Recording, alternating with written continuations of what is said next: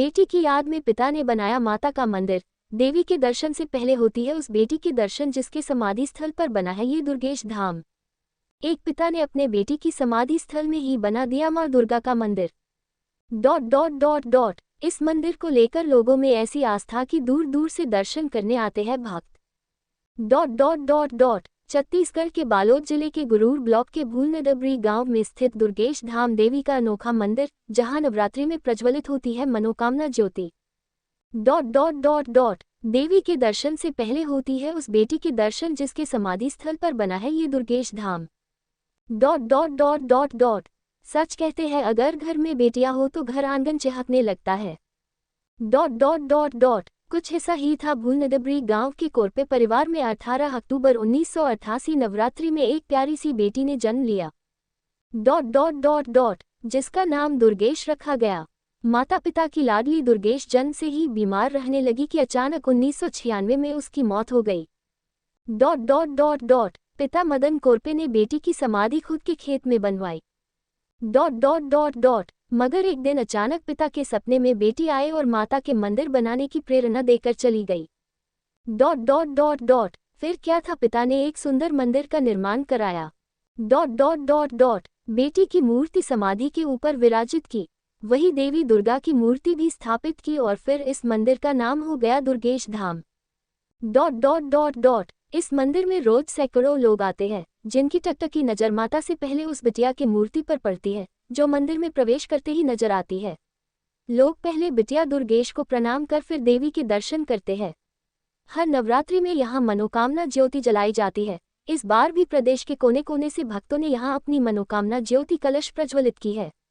जहाँ इस मंदिर को लेकर लोगों में एक अलग की श्रद्धा है, तो छोटे बच्चे भी यहाँ पहुँच बिटिया दुर्गेश को प्रणाम करते हैं। इस नवरात्रि में दुर्गेश धाम में 75 ज्योति कलश प्रज्वलित की गई है। हर साल यहाँ भक्तों की भीड़ उमड़ पड़ती है। आने वाले 18 अक्टूबर को दुर्गेश का जन्मोत्सव भी हर साल की तरह इस बार भी धूमधाम से मनाया जाएगा। जहाँ एक पिता का अपनी बेटी के लिए बनाया गया यह मंदिर अनेक लोगों को प्रेरणा दे रहा है। नक्सलियों के ट्रेनिंग कैंप में घुसकर जवानों ने 30 नक्सलियों को मारा। 2 दिन से जंगल में नक्सलियों को घेर रहे थे जवान। नक्सलियों की नई भर्ती को गुरिल्ला वार टेक्निक सिखाने वाले 2 बड़े नक्सली भी मार गिराने में सफलता हासिल की, नक्सल आईजी के स्पेशल सोर्स ने दी थी जानकारी। छत्तीसगढ़ के नारायणपुर दंतेवाड़ा सीमावर्ती क्षेत्र में आज सुरक्षा बल के जवानों ने नक्सलियों के ट्रेनिंग कैंप में घुसकर 30 से ज्यादा नक्सलियों को ढेर कर दिया है।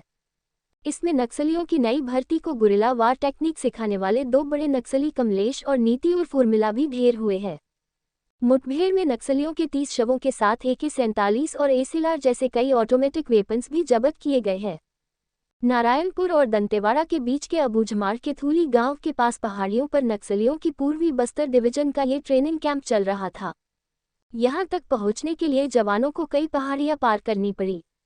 बारिश में कई नालों और विशालकाय नदियों को पार करने के बाद वो इस इलाके में पहुंचे थे। ऐसा पहली बार हुआ है कि जवानों ने नक्सलियों के रनिंग ट्रेनिंग कैंप में घुसकर उन्हें मारा है।